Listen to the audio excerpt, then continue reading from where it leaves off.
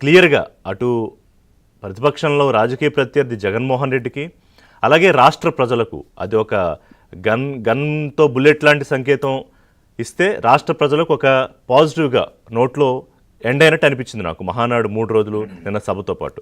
ఏమంటారు? అందరికీ నమస్కారం అండి. భువనయ్య గారికి, విజయ్ గారు, మా గురుపుత్రుడు ఋషి గారికి అందరికీ కూడా నమస్కారం. ఏబిఎన్ వీక్షకులకి. ఇక్కడ గత 3-4 సంవత్సరాలుగా ఆంధ్రప్రదేశ్ రాజకీయాల్లో లోకేష్ గారి ముద్ర స్పష్టంగా కనపడతా ఉందండి. ఆయన మంగళగిరిలో ఓటమి పాలైన దగ్గర నుంచి, పార్టీ అధికారం కోల్పోయిన దగ్గర నుంచి కూడా ఆయనలో మార్పు స్పష్టంగా ఉంది. ఒక కఠిన శ్రమ, కఠోర శిక్షణ, క్రమశిక్షణతో తను మార్చుకున్నాడు. తన ఆహార్యం, రూపురేఖ లావణ్యాలతో కార్యకర్తలకు అండగా నిలబడతా ఆయన నియోజకవర్గంలో ఆయన ఓటమి పాలైన ఆయన ఎమ్మెల్యేగా పనిచేస్తూ వచ్చాడు. ముందుగా నియోజకవర్గ ప్రజల మన్నను పొందాడు, వాళ్ళ మనసు గెలుచుకున్నాడు. తర్వాత కార్యకర్తలు, తెలుగుదేశం పార్టీ అశేషమైన కార్యకర్తలందరికీ కూడా చాలా అండగా నిలబడుతూ మేము అంతా అబ్జర్వ్ చేస్తూ ఉన్నాం. అలాగే సాధారణ ప్రజలు కూడా అతను ఎవరికే కష్టం వచ్చినా ముందుకు వస్తూ వచ్చాడు. ఇటు విపరీతమైన నిర్బంధం, నిరంకుశం, నియంతృత్వాల మధ్య, అణిచివేత, అక్రమ కేసులు, దాడుల మధ్య. అయితే యువగళం పాదయాత్ర ద్వారా ప్రజలను తెలుసుకోవడానికి అతను బయలుదేరాడు. కానీ ప్రజలు ఇతని గురించి తెలుసుకున్నారు. ఇతను ఏంటి, ఇతని గురించి ఎంత దారుణంగా దుష్ప్రచారం. అలాగా ఆయన ముద్ర మీరు అన్నట్టుగానే పార్టీలోనూ, అలాగే పార్టీ ఎన్నికల సమయంలో టిక్కెట్ల విషయంలోనూ, తర్వాత మంత్రివర్గ కూర్పు విషయంలోనూ, ఇప్పుడు మహానాడు విషయంలో కూడా లోకేష్ గారి ముద్ర స్పష్టంగా కనిపిస్తాం.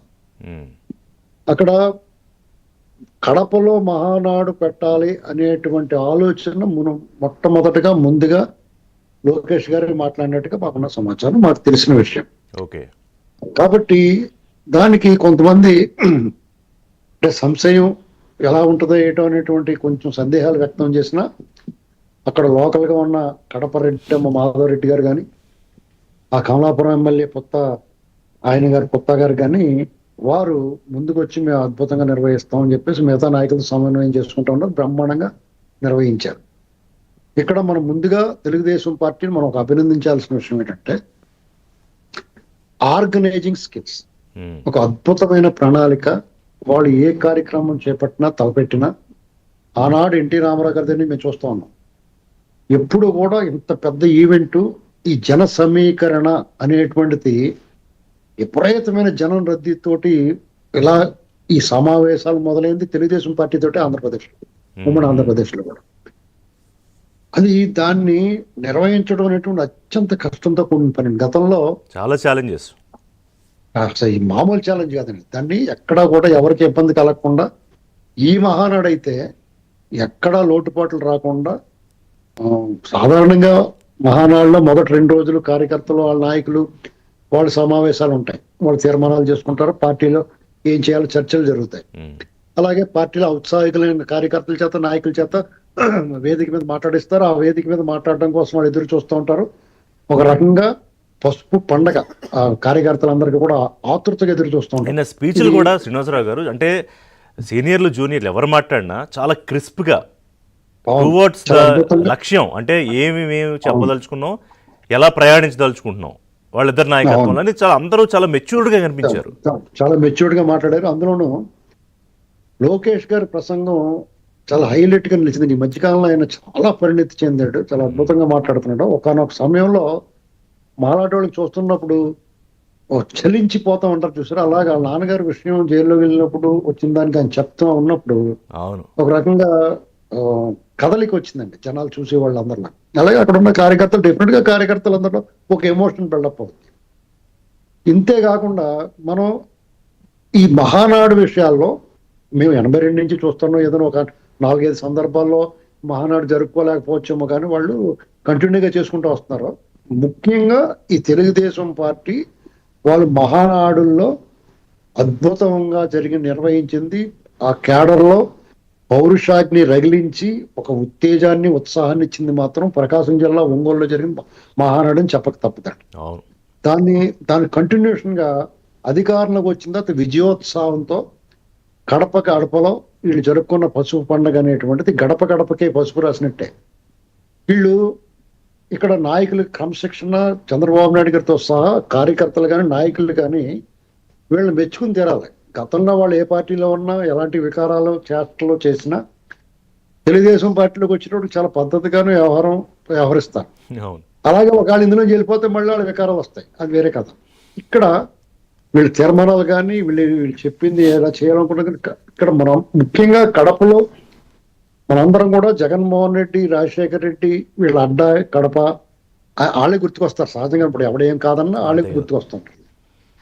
మనం అందరికి ఎలాంటి ముద్ర పడింది, బాబోయ్ కడప పులివెందుల జగన్మోహన్ రెడ్డి వాళ్ళ బాబాయ్నే చుట్టూరు కూర్చుని నరికి చంపేశారు, ముక్కల కింద నరికేశారు, చిత్తం కొట్టేశారు, ఇవే గుర్తుకొస్తాయి. సిబిఐ వాళ్ళు రానివ్వలేదు, సిబిఐ వాళ్ళు తరివేశారు, కేసులు పెట్టారు. ఇవన్నీ మనకు ఆ వికృత స్వరూపాలు, వికృత చేష్టలు, ఆ క్రూర వ్యవహారాలు కనపడుతూ ఉంటాయి. కానీ ఇక్కడ మహానాడు తెలుగుదేశం పార్టీ చేసింది ఒక మంచి పని ఏంటంటే, కడప ప్రజలు, రాయలసీమ ప్రజలు వాళ్ళ మనస్సు, వాళ్ళ ఆప్యాయత, వాళ్ళ ఆదరణ, వాళ్ళ బంధు ప్రీతి అంటే వీళ్ళందరినీ కుటుంబంగా చేర్చుకుని ఆ ఇదిని ఎస్టాబ్లిష్ చేశారండి. అక్కడికి వెళ్ళి వచ్చిన ప్రతి కార్యకర్త మనసు గెలుచుకున్నారు కడప ప్రజలు, అలాగే రాయలసీమ ప్రజలు. ఎందుకంటే దారి పొడవున తిరిగి వీళ్ళు వెళ్ళేటప్పుడు కూడా భోజన వసతి ఏర్పాటు చేశారు. అలాగే అక్కడ కూడా మంచి భోజనాలు ఏర్పాటు చేశారు. వాళ్ళ ఆహ్లాదకరంగా వాతావరణం కూడా సహకరించింది. చల్లని మామూలుగానే ఎండాకాలం అందులో కడపలో అంటే మడతడిపోయి వీళ్ళందరికీ.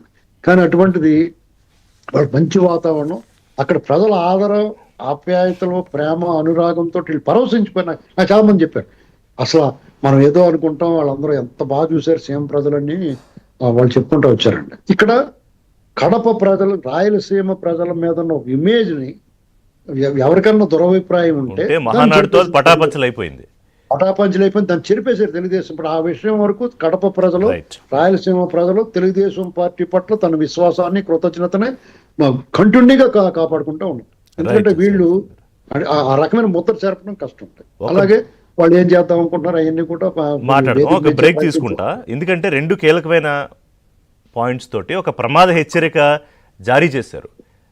ఇందాక మనం అనుకున్నాం కదా, పసుపు సముద్రం సునామీగా మారితే ఎలా ఉంటుందనే దానికి ఒకటి ఆ ఉగ్రవాదులకి రాష్ట్రాన్ని దోచేద్దాం అనుకున్న ఆర్థిక ఉగ్రవాదులకి తేడా లేదు. రాజకీయాల ముసుగులో ఇలాంటి వాటిని సహించమని చంద్రబాబు, అలాగే తప్పు చేసిన వాడిని ఎవరిని వదిలిపెట్టే పరిస్థితి లేదు, కానీ సిస్టమేటిక్గా ఉంటుంది అనేది లోకేష్తో ప్రమాద హెచ్చరిక చేస్తూ ఆపరేషన్ క్లీన్ పాలిటిక్స్, దేశానికి అత్యవసరమైన స్టేట్మెంట్ అది. ఆపరేషన్ క్లీన్ పాలిటిక్స్ అనే మిషన్ తీసుకోవాల్సిన పరిస్థితిని గురించి కూడా ఒకసారి మాట్లాడదాం. లో ఎవరైతే ఉన్నారో వాళ్ళ ముసుగులు తీసేయాలి అని నిన్న చంద్రబాబు నాయుడు చాలా సీరియస్గానే కంపేర్ చేశారు. ఇవాళ పహల్గామ్లో ఉగ్రవాదులు వచ్చి దాడి చేసి చంపేసి వెళ్ళిపోతే వాళ్ళని ఉగ్రవాదులని ఏరువేస్తున్నాం ఆపరేషన్ సింధూర్తో. ఆర్థిక ముసుగులో ఉండి 6 కమాండ్మెంట్స్ అనే వాటిని తీసుకొచ్చి అందులో కార్యకర్తే ప్రధానం అనే నినాదంతో ముందుకెళ్తున్న పార్టీ. ఇదంతా కూడా చాలా స్పష్టంగా ఒక కొత్త నూతన ఉత్సాహంతో కూడా పార్టీ ముందుకెళ్తోందనేది అర్థమైంది. అలాగే కూటమి అధికారంలోకి వచ్చిన తీరు, ఎందుకు కూటమి అధికారంలో